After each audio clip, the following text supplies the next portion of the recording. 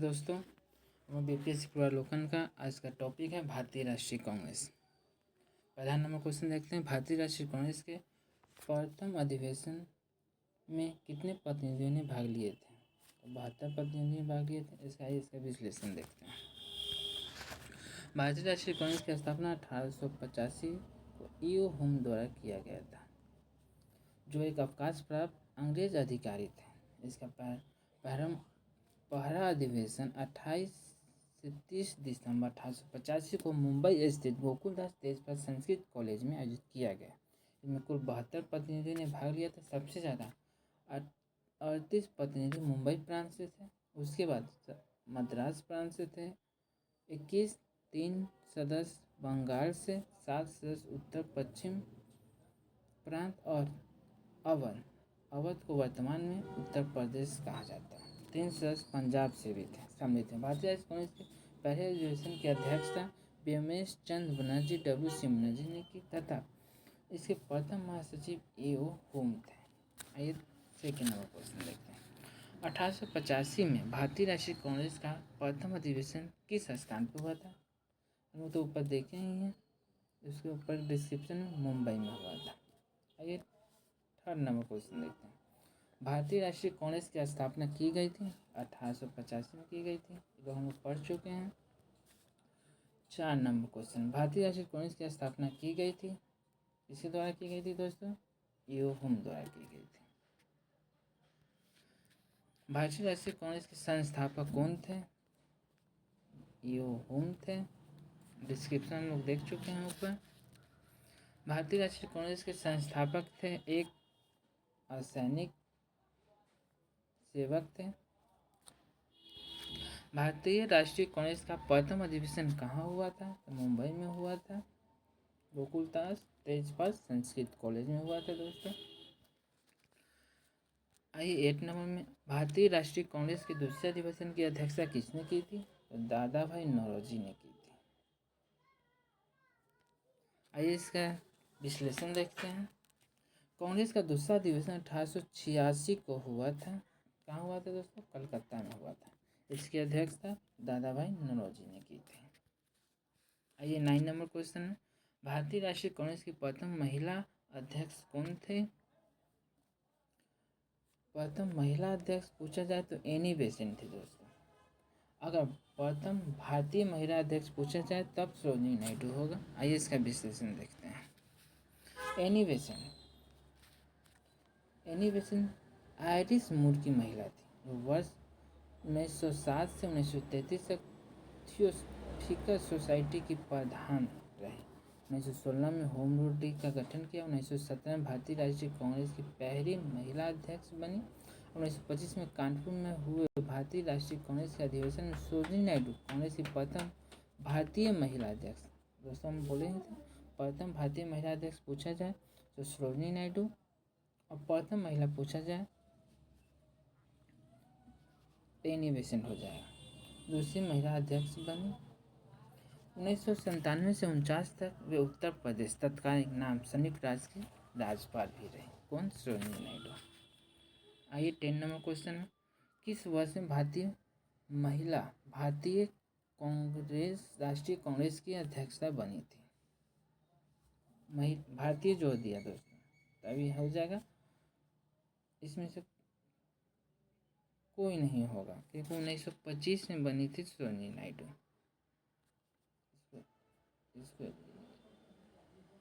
इसका आंसर ई हो जाएगा दोस्तों।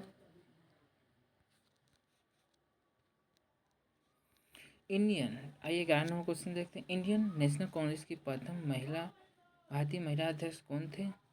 प्रथम भारतीय महिला फिर पूछ दिया गया दोस्तों, कौन थी? सरोजिनी नायडू। कब? 1925 में बनी थी। भारतीय राष्ट्रीय कांग्रेस की प्रथम महिला अध्यक्ष कौन?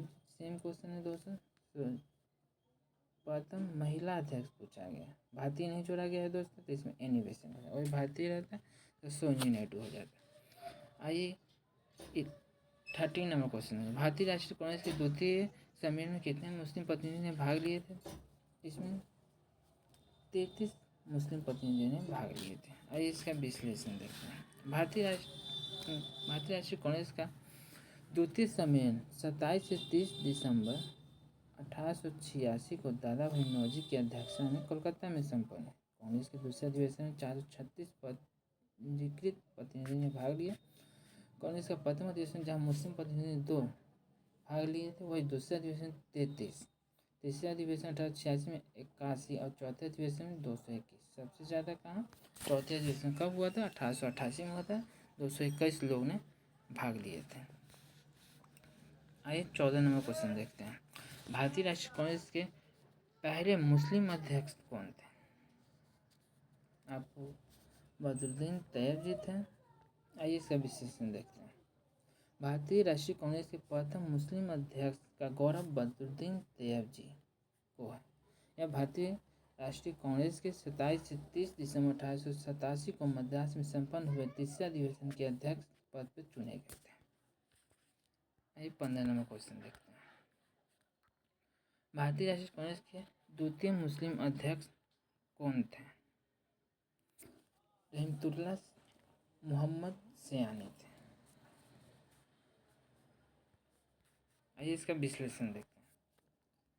भारतीय राष्ट्रीय कांग्रेस के द्वितीय मुस्लिम अध्यक्ष रहमतुल्लाह मोहम्मद सयानी थे।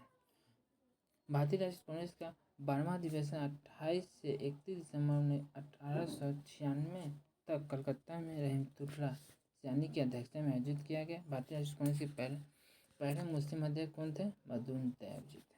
इससे पहले वाले क्वेश्चन में थे। आइए 16 नंबर क्वेश्चन। महात्मा गांधी ने भारतीय राष्ट्रीय कांग्रेस के किस अधिवेशन की अध्यक्षता की थी? 1924 में दोस्तों हुआ था बेलगांव में, इसी की अध्यक्षता की थी। चलिए इसका विश्लेषण देखिए दोस्तों। दिसंबर 1924 में बेलगांव में कांग्रेस के 39वें वार्षिक अधिवेशन की अध्यक्षता महात्मा गांधी ने की थी। इस अधिवेशन में प्रस्ताव द्वारा यह निश्चित किया गया था कि महात्मा गांधी की रचनात्मक कार्यों पर बल दिया जाए। इसी अधिवेशन में गांधी नेहरू दास समझौता, गांधी स्वराजिस्ट फैक्ट के अनुमोदित किया गया था। आइए 17 नंबर क्वेश्चन देखते हैं। सुरक्षा और सिद्धांत के आधार पर भारतीय राष्ट्रीय कांग्रेस की स्थापना ब्रिटिश सरकार को खतरे से बचाने के लिए थी। उपयुक्त विचार किस नेता के थे? तो राजा राजपत राय के थे।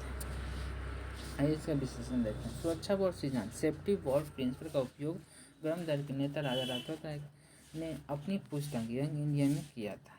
वे कांग्रेस को डफरिन के दिमाग की उपज बताते थे। राजा राजपत राय का मानना था कि अंग्रेज ने कांग्रेस संगठन का उपयोग ब्रिटिश सरकार को खतरे से बचाने के लिए किया था। ऐसा ही बात भी है दोस्तों। आइए 18 नंबर क्वेश्चन देखते हैं। किसने कहा था कांग्रेस आंदोलन न तो लोगों द्वारा प्रेरित था, न ही यह उनके द्वारा सोचा या योजनाबद्ध किया गया था? ये राजा राजपत राय का। आइए इसका विश्लेषण देखते हैं। राजा राजपत ने अपनी पुस्तक यंग इंडिया में लिखा है कि कांग्रेस आंदोलन न तो लोगों द्वारा प्रेरित था, न ही यह उनके द्वारा सोचा या योजनाबद्ध किया गया था। 19 नंबर क्वेश्चन। मुझे विश्वास है कांग्रेस अपनी विनाश की तरफ जा रही है और मेरी यह बड़ी इच्छा भारत में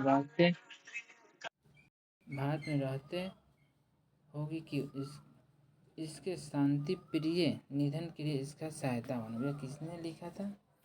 लॉर्ड कर्जन ने लिखा था। आइए इसका विश्लेषण देखते हैं। अंग्रेज शासक समझते थे कि नरमपंथी विश्लेषण देखते हैं दोस्तों। अंग्रेज शासक समझते थे कि नरमपंथियों के नेतृत्व में कांग्रेस काफ़ी कमज़ोर है, जनता में इसकी पैठ नहीं है, अतः इसे खत्म किया जा सकता है। इसी नीति का सबसे बड़ा प्रवक्ता लॉर्ड कर्जन। 18 नवंबर 1900 कर्जन ने भारत के राज सचिव को लिखे पत्र में कहा था कि मुझे विश्वास है कांग्रेस अपने विनाश की तरफ जा रही है और मेरी यह बड़ी इच्छा होगी भारत में रहते हुए उनके शांति प्रिय निधन के लिए इसका सहायता बने। वर्ष 1903 में उन्होंने मद्रास के गवर्नर को लिखा जब से मैं भारत आया हूँ मेरी नीति यही रही है किसी भी तरह कांग्रेस नपुंसक बना दो। वर्ष 1904 में कांग्रेस ने कर्जन ने कांग्रेस अध्यक्ष के नेतृत्व में प्रतिनिधियों से मिलने से इनकार कर दिया था। 20 नंबर क्वेश्चन, इनमें से किसने कहा था कि कांग्रेस का मोहर लड़खड़ा रहा है? भारत में रहते हुए मेरी एक बड़ी महत्वाकांक्षा यह है कि मैं शांति से इसे मरने में सहयोग दे सकूं। इधर हम लोग पढ़ ही चुके हैं, एक कर्जन का स्टेटमेंट था दोस्तों। आइए 21 नंबर क्वेश्चन, रजनी पामदत्त ने कहा वे साम्राज्यवाद से लड़ते भी थे और सहयोग भी करते। उन्होंने किस राजनीतिक संगठन के बारे में कहा था? भारतीय राष्ट्रीय कांग्रेस के बारे में उन्होंने कहा था। आइए इसका विश्लेषण। रजनी पामदत्त ने का स्टेटमेंट है। रजनी पामदत्त का स्टेटमेंट भारतीय राष्ट्रीय कांग्रेस के बारे में कहा था। कांग्रेस कई अवसर पर अंग्रेज हुकूमत के साथ सहयोग भी करती थी, जैसे प्रथम विश्व युद्ध में भारतीय सहयोग हो या गांधी अरविंद वार्ता। इसके अतिरिक्त भारतीय राष्ट्रीय कांग्रेस समाजवाद का विरोध करते हुए अंग्रेज से आज़ादी की लड़ाई लड़ते हुए देश को स्वतंत्र भी कराया।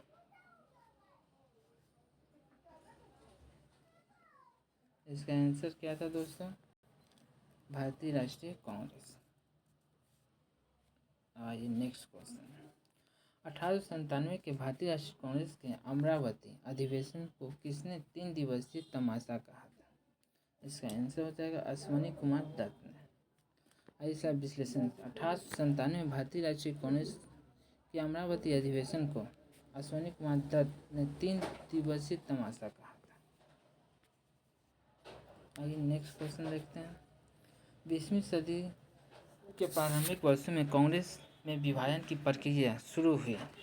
इसका आंसर हो जाएगा डी दोस्तों, उपयुक्त सभी। आइए इसका विश्लेषण देखते हैं।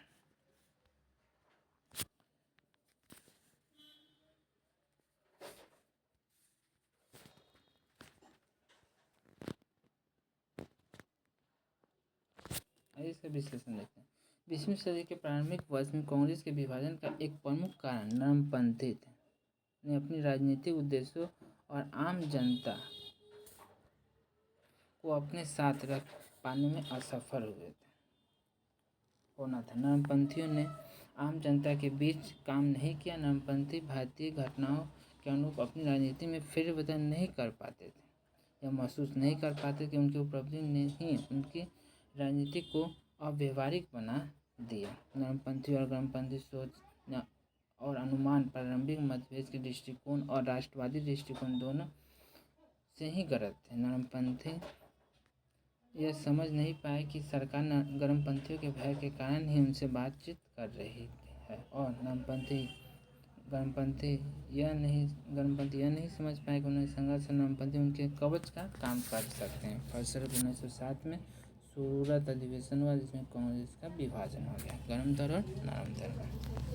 आइए नेक्स्ट क्वेश्चन, 1916 के लखनऊ सत्र के दौरान भारतीय राष्ट्रीय कांग्रेस के अध्यक्ष कौन थे और गरम दल के ने समझौते पर हस्ताक्षर किए गए थे? इसका आंसर हो जाएगा अंबिका चंद मजूमदार। कब हुआ था दोस्तों? 1916 में हुआ था। 1916 में हुआ था। इसका अध्यक्ष अंबिका चंद मजूमदार थे। आइए इसका विश्लेषण देखते हैं। 1916 में लखनऊ सत्र के दौरान भारतीय राष्ट्रीय कांग्रेस के अध्यक्ष अंबिका चंद मजूमदार थे। इस अधिवेशन में गरम दल और कांग्रेस में पुनः प्रवेश हुआ और कांग्रेस मुस्लिम लीग समझौते भी इसी अधिवेशन में हुआ था। गरम दल नरम दल, इसमें 1907 में सूरत अधिवेशन में गरम दल और नरम दल कांग्रेस का विभाजन हो गया था दोस्तों, गरम दल नरम दल में। 1916 में फिर ये लोग एक साथ हो गए। आइए नेक्स्ट क्वेश्चन, 1918 में